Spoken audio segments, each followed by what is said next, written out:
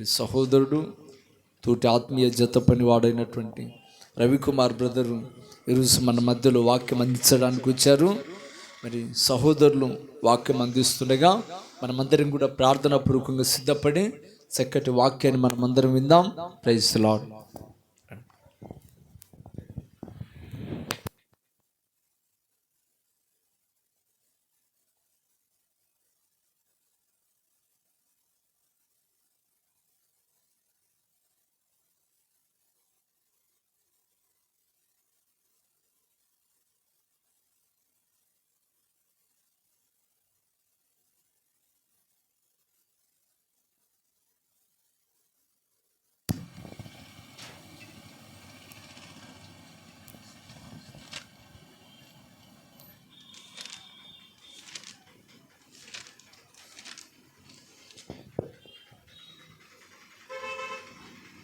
Praise the lord. Hallelujah. దేవుని పరిశుద్ధ నామానికి స్తోత్రం కలుగును గాక.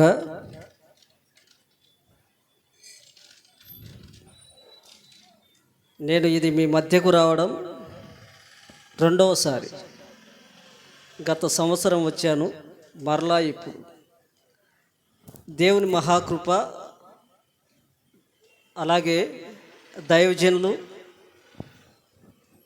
షాలోమ్ అన్న గారు ఫోన్ చేసిన వెంటనే, అన్న బ్రదర్ మీరు 3వ ఆదివారం రండి అని సెలవిచ్చిన రీతిగా ఇది దేవుని సంకల్పం తప్ప మరేది కాదు. దేవునికి స్తోత్రం.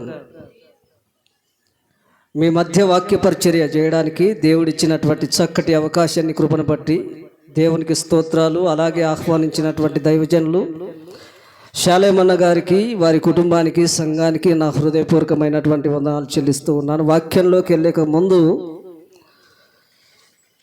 ఒక పాట, దేవుడు నాకు అనుగ్రహించినటువంటి పాట పాడుకొని వాక్యంలోకి వెళ్దాం.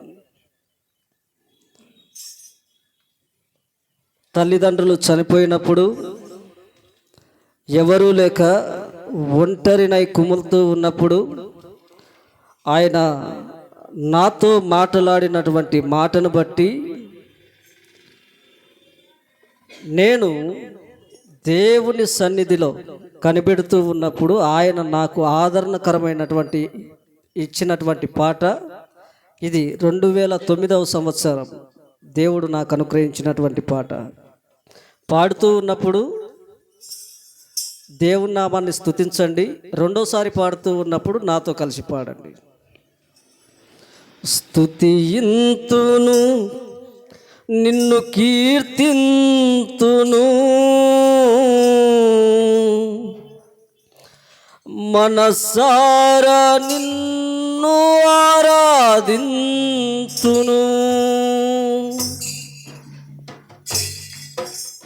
స్తుతింతును నిన్ను కీర్తింతును, మనసారా నిన్ను ఆరాధింతును. ఆరాధనా ఆరాధనా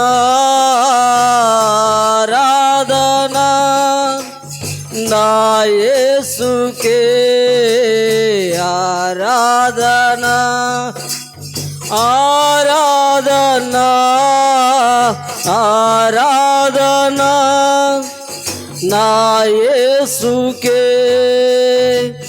కన్నీటి సంద్రములో నేనుండగా నా కన్నా తండ్రివై నన్నాదరించావు. ఆదరణ లేక నే కృంగగా ఆధారం నీవై నన్నాదుకున్నావు. కన్నీటి సంద్రములో నేనుండగా నా కన్నా తండ్రివై నన్నాదరించావు. ఆదరణ లేక నే కృంగగా ఆధారం నీవై నన్నాదుకున్నావు. ఆరాధన ఆరాధన ఆరాధన నా యేసుకే ఆరాధన ఆరాధన ఆరాధన నా యేసుకే స్తుతింతును నిన్ను కీర్తింతును మనసారా నిన్ను ఆరాధింతును స్తుతింతును నిన్ను కీర్తింతును మనసారా నిన్ను ఆరాధింతును సియోను రాజా నీ ముఖము చూచి ఆనందముతో హర్షించువేళ తేజోమయమైన ఆ దివ్య నగరములో పరిశుద్ధులతో ఆరాధించెదను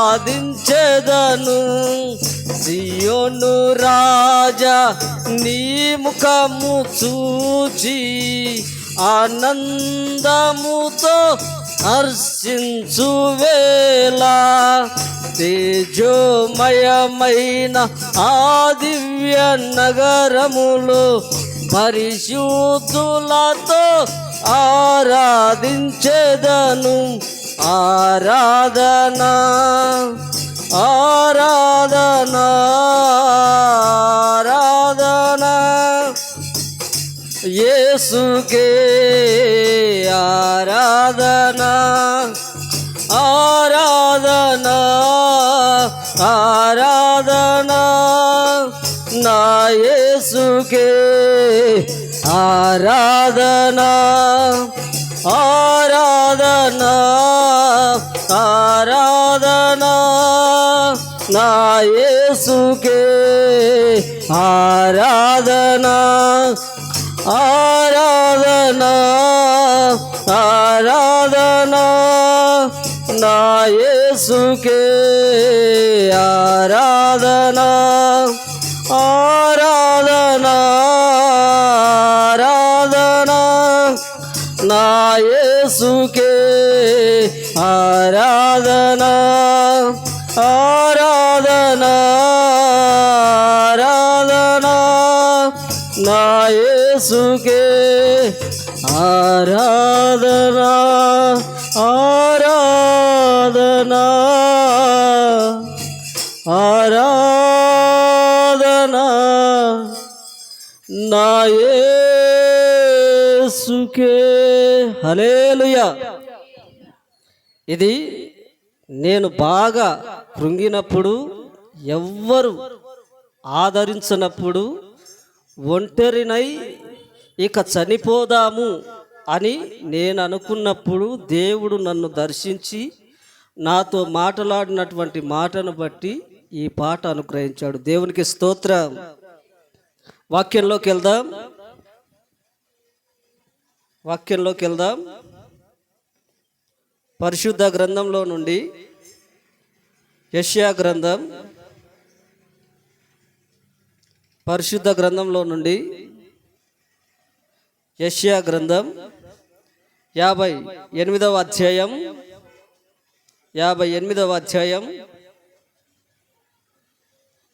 9వ వాక్యం. అప్పుడు నీవు పిలువగా యెహోవా ఉత్తరమిచ్చును, నీవు మొరపెట్టగా ఆయన నేనున్నానన్ను. చాలమ్మా. ఇక్కడ మనం గమనించినట్లయితే దేవుడు మనతో మాట్లాడుతూ ఉన్నటువంటి మాట ఏంటంటే, నీవు ఎప్పుడైతే నన్ను పిలుస్తావో నేను నీకు ఉత్తరం ఇస్తాను. నీవు నా సన్నిధిలో ఎప్పుడైతే మొరపెడతావో నీకు నేనున్నాను అని చెబుతూ ఉన్నాడు. చాలామందిని మనం గమనించినట్లయితే మన అక్కర్లో కావచ్చు, ఇబ్బందుల్లో కావచ్చు, ఆయా ఆర్థికపరమైనటువంటి సమస్యల్లో కావచ్చు, ఆయా సందర్భాల్లో కావచ్చు, మనకు చాలామంది మాటలు ఇస్తూ ఉంటారు, హామీలు ఇస్తూ ఉంటారు. నేనున్నాను, భయపడొద్దు, నేనున్నాను, భయపడొద్దు అని. కానీ అదే సమయానికి వారేం చేస్తారంటే చేతులు ఎత్తేసే పరిస్థితిలో ఉంటుంది. అంటే మనిషి మాట ఇచ్చి మాట తప్పవచ్చు. నరుడు మాట ఇచ్చుటకు ఏ పాటి వాడు నీతిమంతుడైతే మాట ఇచ్చినప్పుడు తప్పకుండా ఉంటాడు. కానీ దేవుడు మాట ఇస్తే తప్పడు.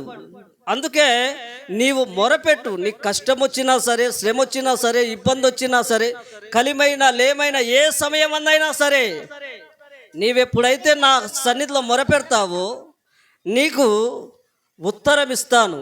అంత మాత్రమే కాదు, నీవు ఎప్పుడైతే నా సన్నిధిలో మొరపెడతావో నేను నీకు ఉన్నాను అని నేను సెలవిస్తూ ఉన్నాను అంటూ ఉన్నాడు. ఈ మన దైనందిన జీవితంలో మనం గమనించినట్లయితే మనిషి అన్నటువంటి వాడు సంఘజీవి. మనిషి అన్నటువంటి వాడు సంఘజీవి. అది పురుషుడైనా స్త్రీ అయినా ఎవరో ఒకరి తోడు కావాలి, ఎవరో ఒకరు సహకారంగా ఉండాలి, ఎవరో ఒకరు ఉపకారంగా ఉండాలి అని కోరుకునే వ్యక్తి ఎవరు అంటే మనిషి. అయితే ఒకానొక సందర్భం ఎంతో హుందాగా బ్రతికినటువంటి వాడు, ఎంతో ఆనందంగా తల్లి ఒడిలో ఉన్నటువంటి వాడు, తల్లికి సహకారిగా ఉపకారిగా ఉన్నటువంటి యాకోబు జీవితంలో జరిగినటువంటి సంఘటన ఏంటంటే తన అన్నకు రావాల్సినటువంటి వాగ్దానం, తన అన్నకు రావాల్సినటువంటి ఆశీర్వాదం తను ఎప్పుడైతే తన తండ్రి దగ్గర నుంచి తల్లి మాట విని తీసుకుని వెళ్ళాడో ఆ క్షణం అతను ఎలా ఉన్నాడు అంటే అరణ్యాన ఒంటరైపోయాడు. ఆ ఒంటరైనటువంటి సమయంలో ఆ అరణ్యంలో బిక్కు అని భయపడుతూ దేవుని సన్నిధిలో ఇక ప్రార్థన చేయడం మొదలు పెడతాడు. ఆ ప్రార్థన చేసిన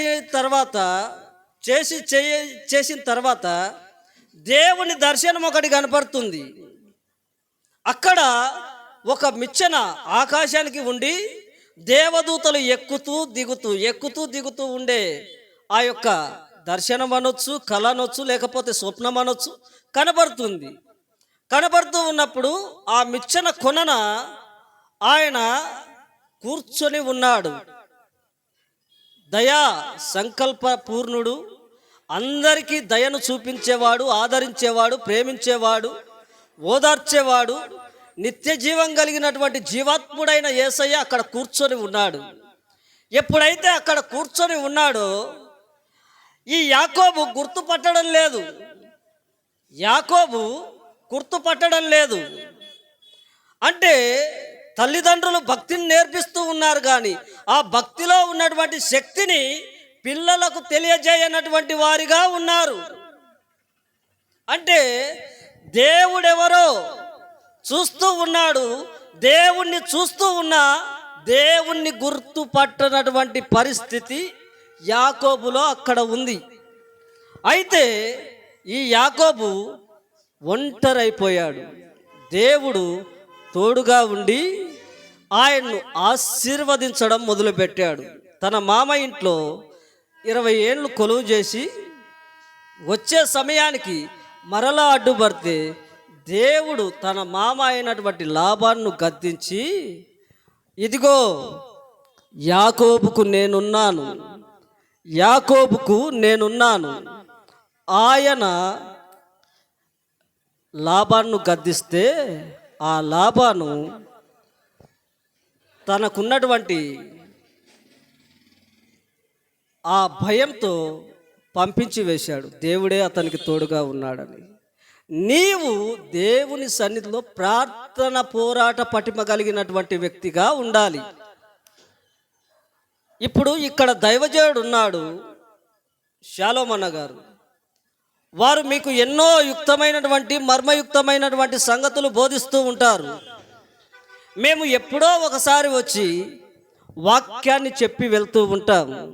మేము చెప్పి వెళ్తూ ఉన్నటువంటి వాక్యాన్ని, మీ సంఘ సేవకుడు చెప్పే వాక్యాన్ని మీరు ఏం చేయాలి అంటే బెరాయ సంఘస్థుల వలె ఇది వాక్యానుసారంగా ఉందా లేదా అనేది పరీక్ష చేయాలి. పరిశీలించాలి. ఏదో వచ్చిండు స్తోత్రం అన్నాడు, హల్లెలూయా అన్నాడు, చప్పట్లు కొట్టినా పోయినాం అనేది కాదు. దేవుడు నీకు తోడుగా ఉండాలి అంటే నీవు దేవుని సన్నిధిలో ప్రార్థనా పటిమ కలిగినటువంటి వ్యక్తిగా ఉండాలి. యాకోబు అరణ్యంలో ఏం చేస్తూ ఉన్నాడంటే ప్రార్థన చేస్తూ ఉన్నాడు. నీవు నాకు తోడుగా ఉంటే, నీవు నన్ను ఆశీర్వదిస్తే అని ప్రార్థన చేస్తూ ఉన్నాడు. రాత్రంతా పోరాడాడు. ఆఖరికి ప్రభు ఇక నన్ను వదిలిపెట్టు అన్న కూడా వదిలిపెట్టకపోతే, తొంటినరం విరగ్గొడితే అప్పుడు వదిలిపెట్టాడు. అలాంటి ప్రార్థన పటిమ కలిగినటువంటి వ్యక్తులుగా మనం ఉంటే ఆయన ఏమంటాడంటే నేను నీకు తోడుగా ఉన్నాను అంటాడు. మనం గమనించినట్లయితే ఇప్పుడు దేవుడు మనకు తోడుగా ఉండాలి అన్నప్పుడు బాల్య దినములందే మన సృష్టికర్తను మనం ఏం చేయాలా? స్మరణకు తెచ్చుకోవాలి. చిన్నపిల్లలప్పుడే ఇప్పుడు యాకోబు దేవుని చూస్తూ ఉన్న దేవుణ్ణి గుర్తుపట్టనటువంటి పరిస్థితి. తల్లిదండ్రులు భక్తిని నేర్పించిన భక్తిలో ఉన్నటువంటి శక్తిని అతనికి తెలియజేయనటువంటి పరిస్థితుల మధ్య అతను కొనసాగింపబడ్డాడు.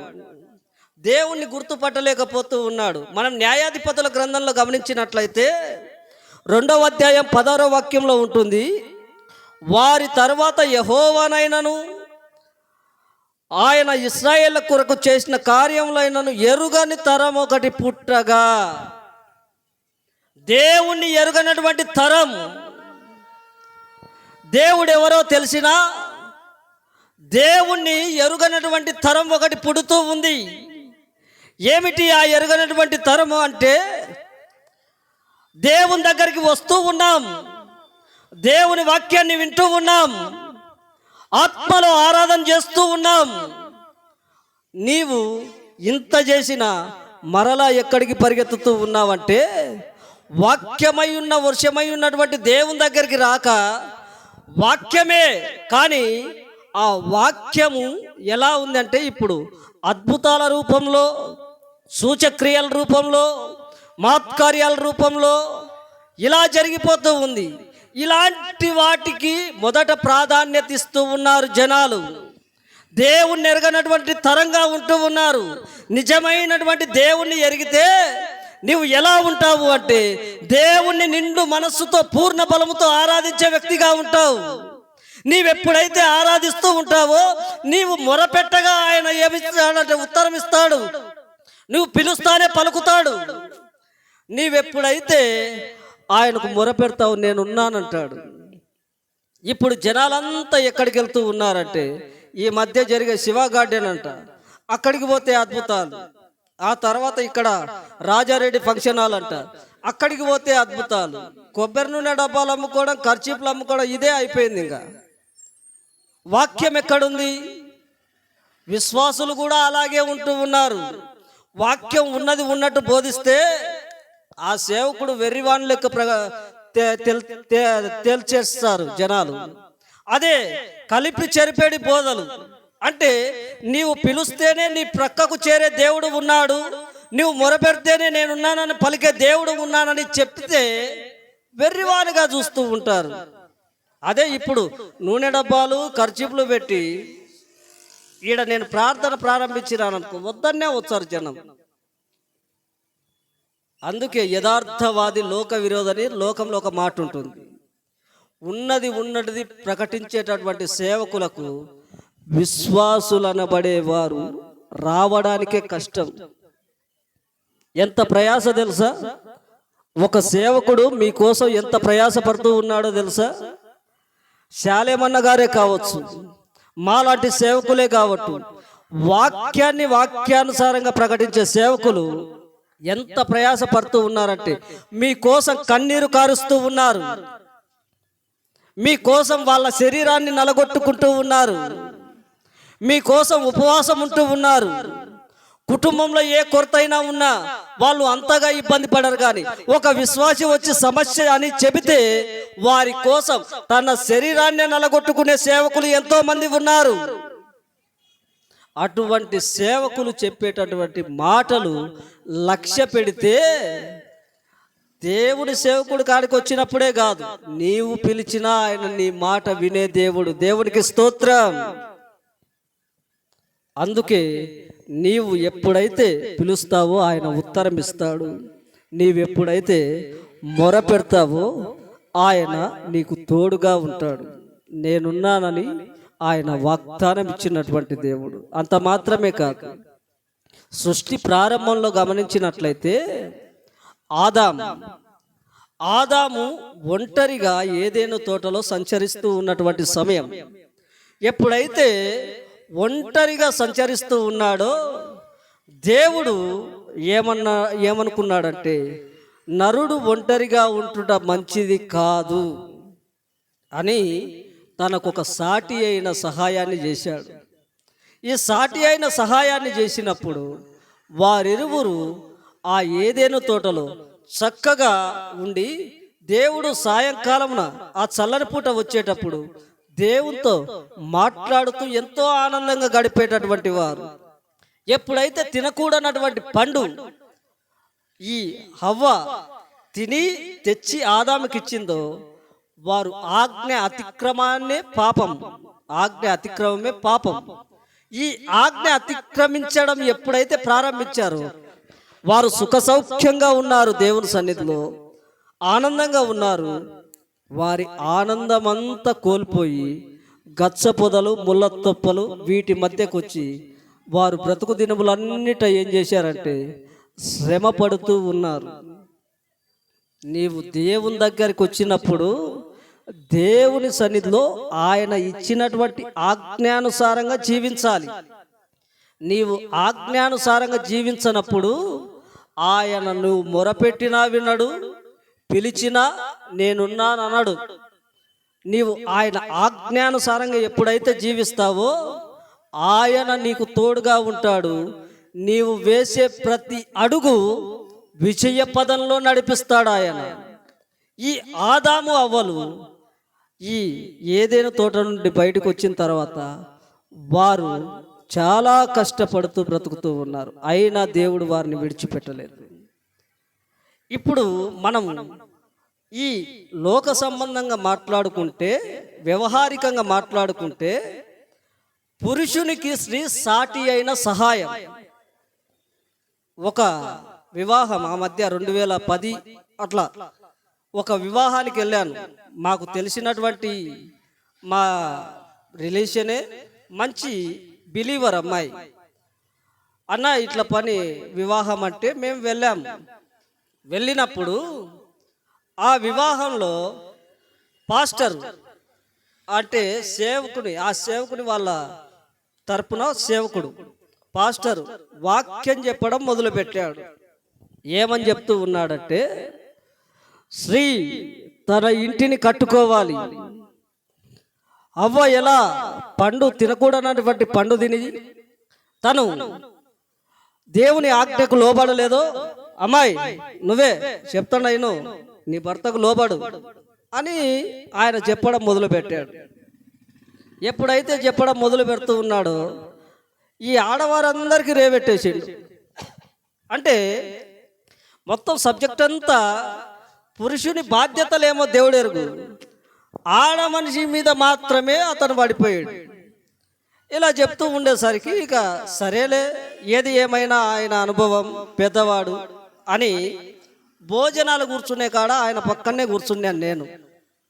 కూర్చున్నప్పుడు ఆయన ఏమంటూ ఉన్నాడంటే, ఎక్కడ సేవ చేస్తున్నారు అంటే పలానా పలానా పలానా అని చెప్పుకుంటూ, నేను అడిగాను, అయ్యగారు మీరు ఆడోళ్ళ గురించి ఇంత అద్భుతంగా ప్రసంగం చేసిండ్రు కదా, మరి అలా అనుకోతో ఉండాలంటారా అన్నాను నేను. అంటే ఉండేవాళ్ళు లేరంటారా అన్నట్టు అడిగా. అంటే ఉన్నారు పాస్టర్ గారు, కాకపోతే ఇప్పుడు మనం గద్దించకుంటే అప్పుడు మాట వినరు అన్నాడు. మనం గద్దించినా గద్దించకపోయినా దేవుని చిత్తంలో ఉన్నటువంటి వారు దేవునికి లోబడి భర్తకు విధేయత చూపుతారు. పాస్టర్ గారు మీరు ఇంత అన్నారు కదా, ఆడ మనిషి భార్య అయితే జోబు చూస్తుంది, అమ్మ అయితే అంటే ఉండారు మీరు జోబు చూసేటోళ్ళ కడుపు చూసేటోళ్ళ. నేను అన్నాను, ఏమని అన్నానంటే, ఇంతకు ఈ జోబు ఎందుకు చూస్తారో తెలుసా పాస్టర్ గారు అన్నాను. ఆయన అన్నాడు, జోబు ఎందుకు, ఇంకా డబ్బులు ఉంటే తీసుకోవడానికి అన్నారు. అది కాదు పాస్టర్ గారు, జోబు ఎందుకు చూస్తారంటే జోబు వెనుక ఒక హృదయం అనేది ఉంది. ఆ హృదయంలో భార్యనైనటువంటి నేనే ఉన్నానా లేకపోతే ఇంకొక సీమ పంది ఉంది అని తొంగి చూస్తారు పాస్టర్ గారు అని చెప్పా. నేను చెప్పే మాటలు అర్థమైనా మీకు? భార్య జోబు మాత్రమే చూస్తూ ఉందా, జోబు వెనక హృదయం చూస్తుందా అన్నారు. అప్పటికి నాకు పెళ్లి కాలేదు. నేను ఆ మాట అంటేనే నీకు పెళ్ళి అయిందా అన్నాడు. అవన్నీ ఇప్పుడు వద్దు, మన టాపిక్ మాట్లాడదామన్నాడు. అంటే భార్య అనబడినటువంటి వ్యక్తి ఎలా ఉంటుంది అంటే, భర్తకు కష్టం వచ్చినప్పుడు తోడుగా ఉంటుంది, భర్తకు శ్రమ వచ్చినప్పుడు ఆలోచన చెప్తుంది, భర్తకు ఇబ్బంది కలిగినప్పుడు వెన్నంటే నిలుస్తుంది. అది భార్య. అందుకే ఆవిడ జోబు చూసేది ఎందుకు అంటే, ఈ హృదయంలో నేనే ఉన్నానా లేకపోతే ఇంకొక శివపంది ఉందా అని చూస్తుంది అని చెప్పాను. ఇప్పుడు అదే విధంగా నీ హృదయంలో యేసయ్య ఉన్నాడా లేదా అనేది ముఖ్యం. ఇప్పుడు ఆదాము అవ్వలు పండు తినకూడనటువంటి పండు తిన్నారు. కానీ నీవు రక్షణ తీసుకున్నాక, మారు మనసు పొందిన తర్వాత, బాప్తిస్మం పొందిన తర్వాత, క్రీస్తుతో అంటుకట్టబడిన తర్వాత, ఆయన నీ మొర వినాలన్నా, ఆయన నేనున్నాను అని నీతో చెప్పాలన్నా, నీ హృదయంలో యేసయ్య ఉండాలి. ఈ హృదయంలో యేసయ్య ఎప్పుడైతే ఉంటాడో అప్పుడు నీవు చెబుతూ ఉండగానే ఆయన నీ మొరను వింటాడు. నీవెప్పుడైతే పిలుస్తావో నీ ప్రక్కనే నిలుస్తాడు. నేను కర్ణాటకలో 15 ఏళ్ళు పరిచర్య చేశాను.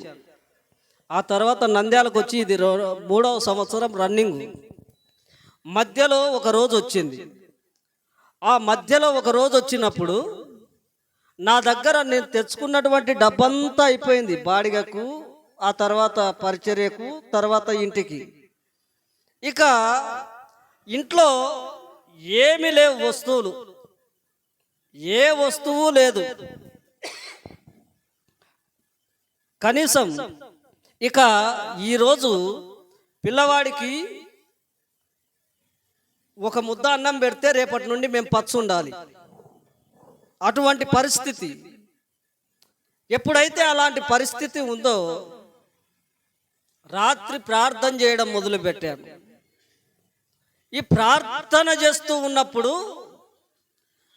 దేవుడు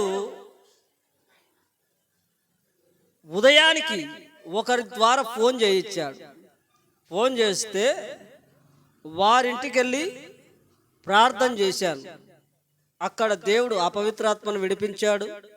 వారు ఇక నా దగ్గర లేవు అనుకు సమయానికి 50 కేజీలు స్టోర్ బియ్యం ఇచ్చారండి.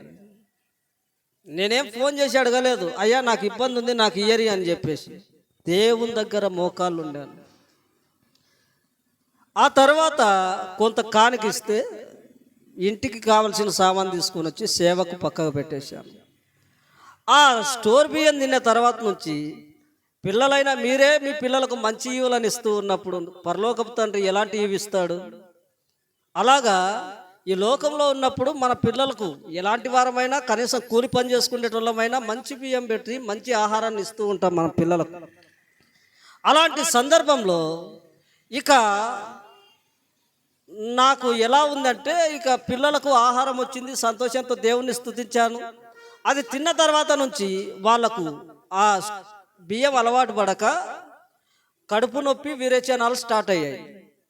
ఎప్పుడైతే కడుపు నొప్పి విరేచనాలు స్టార్ట్ అయ్యాయో మళ్ళీ ప్రార్థన చేసుకున్నాను. ప్రార్థన చేసుకున్న తర్వాత మరలా మరుసటి రోజు ఒక వ్యక్తి వచ్చాడు. 2 అన్నలు వచ్చారు. 2 అన్నలు వచ్చి ఆ వచ్చే వాళ్ళు మూట బియ్యాన్ని తీసుకొని వచ్చారు. 25 కేజీల సన్న బియ్యం తీసుకొని వచ్చిన తర్వాత ప్రార్థన చేయండి, పలానా సమస్యల్లో నేను ఉన్నానని చెప్పారు. ప్రార్థన చేశాను. చేసిన తర్వాత వాళ్ళు ఆ బియ్యం మూట అక్కడ మర్చిపోయి అలాగ వెళ్ళిపోతూ ఉన్నారు. నేను పిలిచి, అన్నా మీ బియ్యం మూట మర్చిపోయారు, తీసుకొని వెళ్ళండి అని చెప్పాను. అయ్యయ్యా నేను చెప్పడం మర్చిపోయాం బ్రదర్, ఆ మూట మీకు కానుకగా ఇవ్వడానికి తీసుకొని వచ్చామన్నాడు. కళ్ళకు నీళ్లు తిరిగినాయి. నేను ఎందుకు ఈ మాటలు చెప్తూ ఉన్నానంటే, నీకు కష్టమైన, శ్రమైన, ఇబ్బంది అయినా, లేకపోతే ఏ సమస్య వచ్చినా సరే నీవు దేవుని సన్నిధిలో యాకోబు వలె పోరాడగలిగినటువంటి అనుభవం నీలో ఉంటే, దేవుణ్ణి హత్తుకొని జీవించగలిగినటువంటి జీవితం నీలో ఉంటే, దేవుడు ఏం చేస్తాడంటే నీవు పిలుస్తానే ఆయన ఉత్తరం ఇచ్చి, నీవు మొరపెడతానే నేను నీ దగ్గరనే ఉన్నానని ఆయన సెలవిస్తాడు. దేవునికి స్తోత్రం. అంటే మనము దేవునికి ఎలాగుండాలి అంటే దగ్గర వ్యక్తులుగా ఉండాలి, దేవుణ్ణి ప్రేమించే వారిగా ఉండాలి. మన పిల్లలను, మన భర్తను, మన కుటుంబీకులను ఏ విధంగా ప్రేమిస్తామో అదే విధంగా అంతకంటే ఎక్కువగా దేవుణ్ణి ప్రేమించే వ్యక్తులుగా మనం ఉండాలి. పేతురు కూడా ఒకానొక సందర్భంలో ఇక దేవుడు లేడు, మన జీవితాలు ఇంతే ముగించబడ్డాయి, దేవుడు యేసయ్య ఉన్నంత వరకు, పెళ్లి కుమారుడు ఉన్నంత వరకు మనకు సమస్తము జరిగింది, ఇక మరలా మనం వలలు పట్టుకొని వెళ్ళి చేపలు పడదాం, ఆ చేపలు పట్టి మన జీవనాన్ని కొనసాగించుకుందాం, మన బ్రతుకు మనం బ్రతుకుదాం అని చెప్పేసి వారు వెళ్ళిపోయారు. ఎప్పుడైతే వెళ్ళిపోయారో ఆ వెళ్ళిపోయే క్షణంలో వారు వెళ్ళి వల వేసి చేపలు పడుతూ ఉన్నప్పుడు ఒక్క చేప పడలేదు.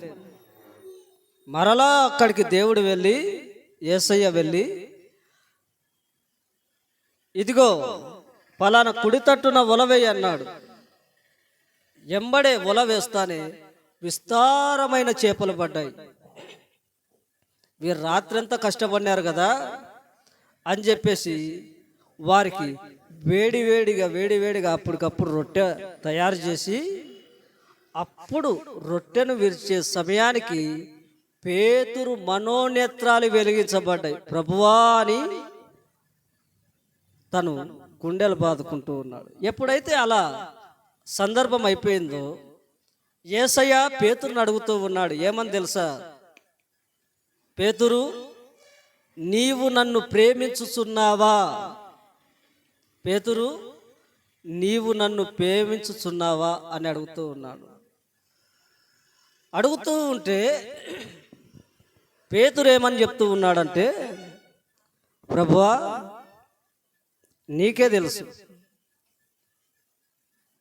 మొదటిసారి ప్రేమిస్తూ ఉన్నానన్నాడు, రెండోసారి ప్రేమిస్తూ ఉన్నాడు, మూడోసారి వచ్చేసరికి నీకే తెలుసు నాయనా అంటూ ఉన్నాడు.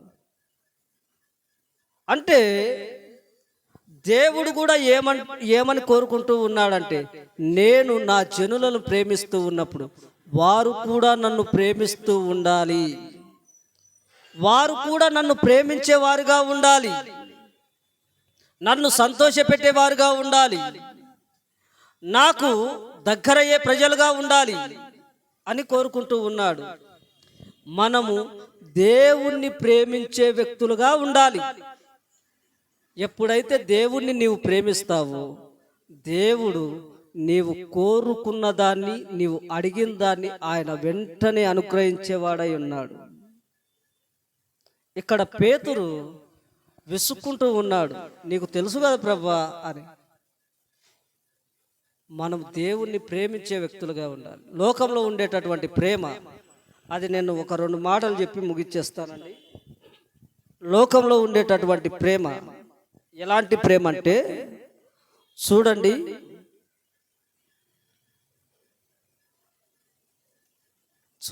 లోకంలో ఉండేటటువంటి ప్రేమ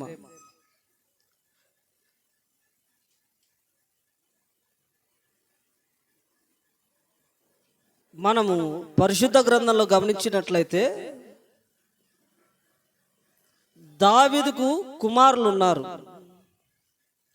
అదోనియా, ఆమ్నోను, అబ్షాలోము. ఈ అదోనియా అనేటటువంటి వాడు అప్పట్లో గాడిద ఉందే, గాడిద మీద ఊరేగేటటువంటి వాడు. అంటే ఇప్పుడు మన భాషలో మనం చెప్పుకోవాలంటే స్కూటర్లు ఉన్నాయా, బైక్లు, ఈ బైక్ల మీద తిరిగేటటువంటి వాడు. ఈ బైక్ల మీద తిరిగేటప్పుడు ఇతడు వేటిని ప్రేమిస్తూ ఉన్నాడంటే అధికారాన్ని ప్రేమిస్తూ ఉన్నాడు, ఆస్తిని ప్రేమిస్తూ ఉన్నాడు, లోకంలో ఉన్నత స్థానాన్ని ప్రేమిస్తూ ఉన్నాడు. ఇతడు ఆ గాడిద మీద ఎక్కి వెళ్తూ ఉంటే తన చుట్టూ ఉన్నటువంటి వాళ్ళు అంటూ ఉన్నారు, అదోనియా జిందాబాద్, అదోనియా జిందాబాద్ అంటూ ఉన్నారు.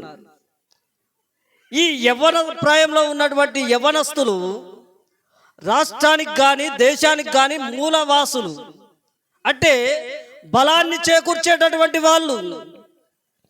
రాష్ట్రం నిలబడాలన్నా కూలాలన్నా యవ్వనస్తుల చేతుల్లో ఉంటుంది. అందుకే ఈ యవ్వనస్తులు ఎలా ఉన్నారు అంటే అనేక మంది రాజకీయ నాయకుల చేతిలో బలిగా ఉంటూ ఉన్నారు. వాళ్లకు జేజేలు కొట్టే వారిగా ఉంటూ ఉన్నారు. కుటుంబాన్ని పట్టించుకోకుండా తల్లిదండ్రుల కష్టాన్ని వ్యర్థం చేస్తూ లోకంలో విచ్చలవిడితనాన్ని అనుభవిస్తూ లోకంలో ఉన్నటువంటి అధికారం కోసం ప్రాకులాడే వారిగా ఉంటూ ఉన్నారు. ఎవరు అంటే యవ్వన ప్రాయంలో ఉన్నటువంటి కొందరు యవ్వనస్తులు. మనము దేవుణ్ణి ప్రేమించే వారమైతే తల్లిదండ్రులకు లోబడే వ్యక్తులుగా ఉంటాం. రెక్కలు ముక్కలు చేసుకొని కాయా కష్టం చేసి రెక్కడితే కానీ డొక్కాడని పరిస్థితుల మధ్య ఎంతో మంది తల్లిదండ్రులు నా పిల్లలు బాగుండాలి, వారి భవిష్యత్తు బాగుండాలి అని వారు కష్టపడి చేసేటటువంటి కష్టాన్నంతా వ్యర్థం చేస్తూ ఉన్నటువంటి వారు ఎంతో మంది ఉన్నారు. అది క్రైస్తవులలో కూడా ఉన్నారు, అనేకులలో కూడా ఉన్నారు. దేవుణ్ణి ప్రేమించరు, కుటుంబాన్ని ప్రేమించరు, ఎక్కడో ఉన్నటువంటి రాజకీయ నాయకుల్ని ప్రేమిస్తూ ఉంటారు. ఇక్కడ అదోనియా అదే చేస్తూ ఉన్నాడు. ఏం చేస్తూ ఉన్నాడంటే అధికారాన్ని కాంక్షించాడు, అధికారాన్ని ప్రేమిస్తూ ఉన్నాడు. నలుగురిని వెంట పెట్టుకొని జిందాబాద్ జిందాబాద్ జిందాబాద్ అని జిందాబాదులు కొట్టించుకుంటూ ఉన్నాడు. ఇక రెండో వాడు ఉన్నాడు. ఈడెవడు అంటే ఆమ్నోను. ఈ ఆమ్నోను ఎలాంటి వాడు అంటే తన సహోదరినే వంచినటువంటి వాడు, పాపము చేసినటువంటి వాడు. అంత మాత్రమే కాదు, లోకంలో ఉన్నటువంటి స్నేహం, మంచి స్నేహితుడైతే గద్దిస్తాడు, బుద్ధి చెప్తాడు, నువ్వు చేస్తూ ఉన్నది పాపమని హెచ్చరిస్తాడు. కానీ ఈ అమ్నోనుకు ఉన్నటువంటి స్నేహితుడు అలా చెప్పట్లేదు. అందుకే బైబిల్ అంటూ ఉంది, స్నేహితుడిని నమ్మొద్దు, ముఖ్య స్నేహితుడిని అంతకంటే నమ్మొద్దు. కొన్ని సందర్భాలలో ఎందుకు అంటే వాడు నిన్ను నాశనం చేయడానికే ఉన్నాడు, నీ జీవితాన్ని పతనం చేయడానికి, కుటుంబాలు చిన్నాభిన్నం కావడానికి. ఈ అమ్నోన్ అనేటటువంటి వాడు తన సహోదరునే మోహించి పాపం చేసినటువంటి వ్యక్తిగా బైబిల్లో ఉన్నాడు. దేవుడు ఏది విడిచిపెట్టలేదు. దావీదు దేవుణ్ణి స్తుతించినా రాయించాడు. అదే దావీదు రాజుగా కావడానికి దేవుడు ఎన్నుకున్న తర్వాత ఆ దావీదు మేడగదెక్కి చూడకూడనటువంటి దృశ్యాన్ని చూసి తను చేసినటువంటి పాపాన్ని కూడా రాయించాడు పరిశుద్ధ గ్రంథంలో. కారణం ఏంటి అంటే నీవు దేవుని సన్నిధికి వచ్చిన తర్వాత, నీ మనస్సు మారిన తర్వాత, నీవు ఆత్మలో ఆనందిస్తూ ఉన్న తర్వాత నీవు ఎలా ఉండాలి అంటే దేవుణ్ణి ప్రేమించే వ్యక్తిగా ఉండాలి. తప్పేదో ఒప్పేదో తెలిసిన వాడిగా ఉండాలి. తప్పొప్పులను గ్రహించి వాటిని నీవు అనుసరించకుండా నీతిని వెంబడించే వ్యక్తిగా ఉండాలని ప్రతిదీ రాయించాడు దేవుడు. అందుకే ఆయన అమ్నోను చేసినది రాయించిండు, లోతు కుమార్తెలు చేసింది రాయించిండు, అలాగే దావీదు చేసింది కూడా రాయించింది. చాలా మంది ఈ లోకంలో ఎలా ఉన్నారు అంటే లోక ప్రేమలో మునిగిపోయి తల్లిదండ్రులు వాళ్ళని ఎంతో అల్లారుముద్దుగా పెంచి పెద్ద చేస్తే వీరు ఈ ప్రేమ అన్నటువంటి ఒక ఆకర్షణ, అది ప్రేమ అంటే నిజమైన ప్రేమ నీ కోసం ఏం చేస్తుంది అంటే ప్రాణం పెడుతుంది. నిజమైన ప్రేమ నీ కోసం ప్రాణం పెడుతుంది. ఇది ప్రేమ కాదు, ఆకర్షణ. వాస్తవికంగా జరిగినటువంటి మాట ఏంటంటే ఒక ఊర్లో ఒక అమ్మాయి, ఇది రాజమండ్రి సైడ్ జరిగినటువంటి స్టోరీ. ఒక అమ్మాయి మంచి ఐశ్వర్యవంతురాలు, చాలా చక్కని వంతురాలు. అయితే ఒక ఆటో అబ్బాయిని ప్రేమించింది. ప్రేమిస్తే తల్లిదండ్రులని ఎదిరించి అతనితో పాటు హైదరాబాద్కి వెళ్ళిపోయింది. వెళ్ళిపోయిన తర్వాత అక్కడ మొదటి నెల బాగానే గడిచింది. ఎందుకంటే ఆ అమ్మాయి పోయేటప్పుడు తనకున్న బంగారు డబ్బు తీసుకొని వెళ్ళిపోయింది. బాగానే జరిగింది మొదటి నెల. రెండో నెల కూడా అలా అలా జరిగింది. ఇక మూడో నెలకు ఆ అమ్మాయి పరిస్థితి ఘోరం. ఇక ఆ అమ్మాయిని పోషించలేక వాడు ఆ అమ్మాయిని వదిలిపెట్టి ఎక్కడికి వెళ్ళిపోయాడు. ఆ అమ్మాయి నిండు చూలాలైపోయింది. నిండు చూలాలైనటువంటి తల్లి ఇక నా తల్లిదండ్రుల దగ్గర కన్నా వెళ్దాం అని చెప్పేసి వెళ్తూ ఉంటే లారీలో ఆ లారీ డ్రైవర్లు కూడా ఆ అమ్మాయిని పాడు చేశారు.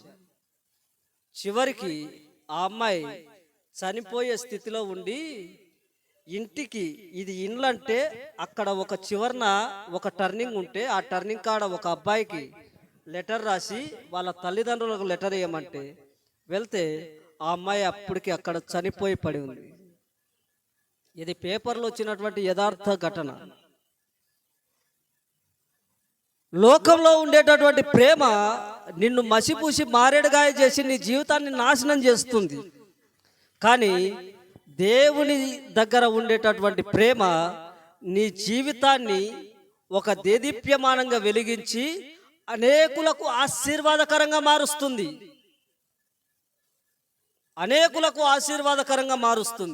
అందుకే మనము దేవుని ప్రేమను కోరుకునే వ్యక్తులుగా ఉండాలి కానీ లోక ప్రేమను కోరుకునే వ్యక్తులుగా ఉండకూడదు. అంత మాత్రమే కాదు, ఇక చివరిగా ఒక అతను ఉన్నాడు, ఇతడు అబ్షాలోం. ఇతడు కూడా ఎలా ఉండేవాడంటే జులపాలు పెట్టుకొని తిరిగేటోడు. జులపాలు పెట్టుకొని ఎంతో సుందరవంతుడైనటువంటి అబ్షాలోము చాలా ఉల్లాసంగా ఉత్సాహంగా పని పాట లేకుండా తిరిగేటోడు.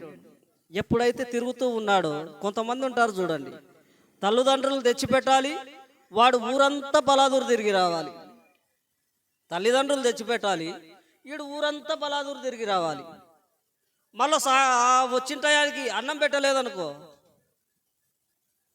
ఏమి నేనంటే నీకు ప్రేమ లేదా, కనపడలేదా, అది దాన్ని వాడు మాట్లాడే మాటలు మరలా.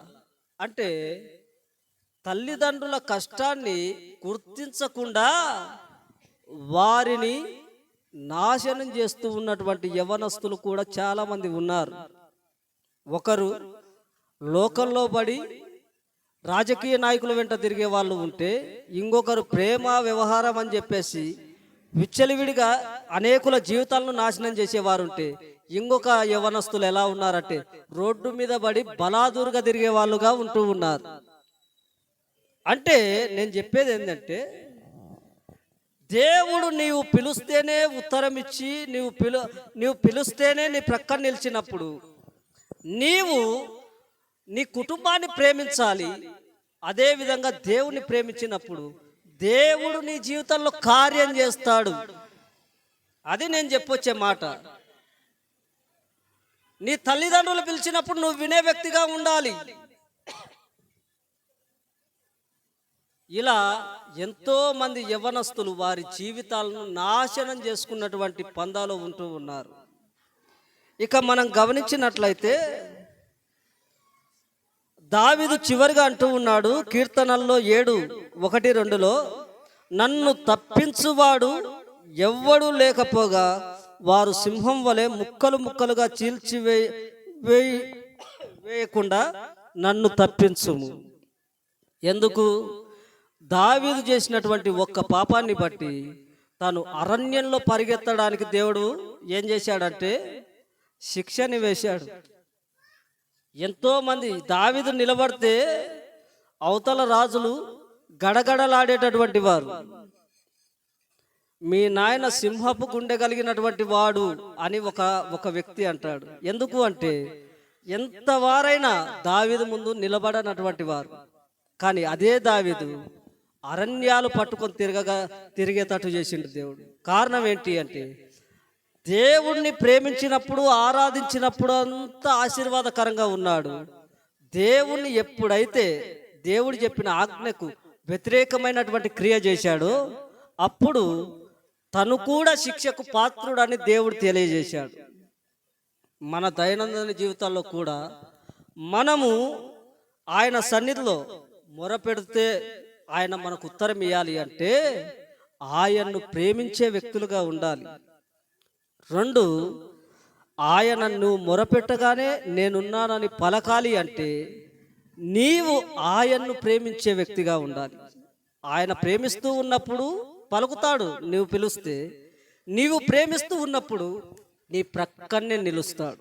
కాబట్టి నీవు ఈ సంవత్సరం అంతా ఆయన సన్నిధిలో మొరపెడుతూ ఉన్నప్పుడు, పిలిచినప్పుడు ఆయన ఉత్తరం ఇయ్యాలి, పలకాలి అన్నప్పుడు నీవు ఆయన వాక్యానికి విధేయత చూపాలి. ఈ వాక్యానికి ఎప్పుడైతే విధేయత చూపుతావో ఈ విధేయతను బట్టి దేవుడు నీకేం చేస్తాడంటే పలికి ఉత్తరం ఇచ్చి నీ ప్రక్కన నిలిచి నీ శత్రువులను సైతం ఆయన నీకు మిత్రులుగా చేసి నిన్ను వారి కంటే గొప్పగా ఆశీర్వదిస్తాడు. దేవునికి స్తోత్రం. దేవుడి ఈ కొద్ది మాటలు దీవించి ఆశీర్వదించునుగాక. ఈ అవకాశం ఇచ్చినటువంటి దైవజనులకు అలాగే సంఘమంతటికి నా హృదయపూర్వకమైనటువంటి వందనాలు చెల్లిస్తూ ముగిస్తూ ఉన్నాను. దేవుడు మిమ్మల్ని దీవించునుగాక.